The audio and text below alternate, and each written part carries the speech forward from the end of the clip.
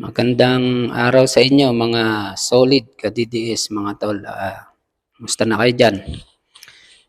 Napanood ko kagabi sa balita no, yung interview kay BBM tungkol diyan sa ICC. Ang sabi niya hindi raw makikipag-cooperate. Hindi siya makikipag-cooperate diyan sa ICC at yung mga kapulisan at kasundaluhan niya sinabihan niya na wag makipag-cooperate, wag magsasalita. Kaya lang iba ang salita niya, iba ang nangyayari. At itong si Boying Rimulya, iba rin ang sinasabi niya. Kaya tutuluyan daw ng Kongreso yung sa salita nga ni Spock Sari Roque. Dapat diyan maniniwala kami, BBM, kung mitingin mo yung mga nasa baba mo, yung mga kinasasakupan mo dyan na sila Boying, sila speaker, Tambaluslos, iba yung sinasabi mo, iba yung mga ginagawa nila, iba yung ginagawa ng mga bata mo dyan. Ang maniniwala kami dyan kung si pinsan mong Tambaluslos, tanggalin mo dyan bilang House Speaker. Palitan mo. Kasi yan ang, kumbaga sa bahay yan ang anay. Yan ang sumisira ng administrasyon mo. Sa totoo lang. Aminin nyo man yan o hindi. At mitingin mo yung mga kabinete mo dyan na yung salita mo parang walang kamandag sa kanila eh. Wala silang takot. Parang wala kang pangil.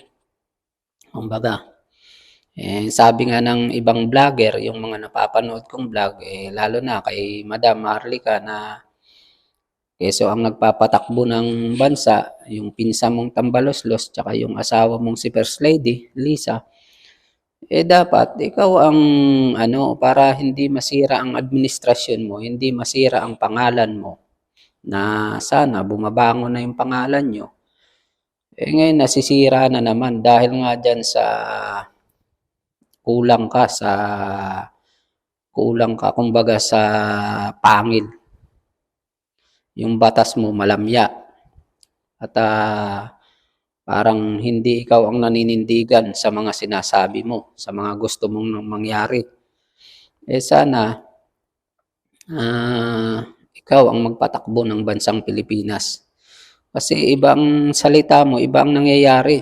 Kumbaga, hindi ka ginagalang nung nasa baba mo. Tulad na lang yan nung yung mga Tambaluslos dyan sa Kongreso, lalo na yung pinsan mo. Siyempre, yung iba dyan, susunod lang naman yan kay Tambaluslos. Dahil nga, tatanggalan sila ng budget, tatapyasan sila ng budget pag hindi sila sumunod. Kaya kumbaga, kita mo yung interview kay Senator Bato na wala silang magagawa yung mga nagsumbong sa kanya dahil sumusunod lang sila sa utos. Wala silang magagawa dahil mawawalan sila ng budget. Matitenga ang proyekto nila. Kaya dapat kung talagang sincero ka dyan sa mga sinasabi mo, palitan mo si pinsan mong Tambaluslos dyan sa Kongreso.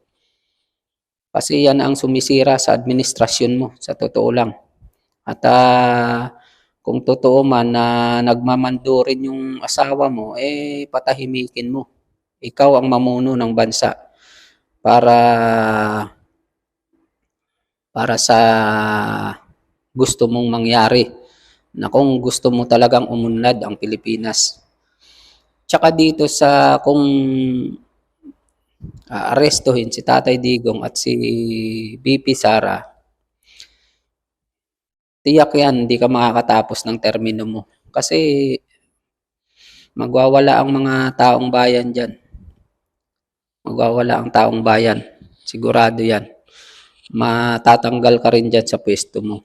Ubos kayo diyan ng mga yung mga lalo na yung mga mapaghangad diyan sa kapangyarihan at mga sakim sa pera. Maniniwala kami diyan sa mga sinasabi mo kung ikaw ang magpapatakbo ng Pilipinas. Manindigan ka, panindigan mo yung mga sinasabi mo, palitan mo yung mga gabinete mo diyang bulok. Number 1 na yung pinsan mong si Tambaloslos, si Martin Romualdez. Palitan mo yan kasi yan ang anay na sumisira dyan sa administrasyon mo. Number 1 yan. Yung iba dyan, sumusunod lang yan. Walang magagawa eh. Kaya sana, kung talagang para maniwala ang tao sa iyo, bumalik ang paggalang, respeto at tiwala ng tao sa iyo sa administrasyon mo. Palitan mo yung mga bulok na mga tao mo dyan. Number 1 yan, si Tambaloslos dyan sa Kongreso. Palitan mo na yan. Dahil kung hindi, masisira at masisira. Tuluyan ka ng lulubog dyan sa administrasyon mo. Sigurado yan. Kaya sana, para matupad yung mga sinasabi mo, palitan mo yung mga bulok na namamahala dyan sa administrasyon mo.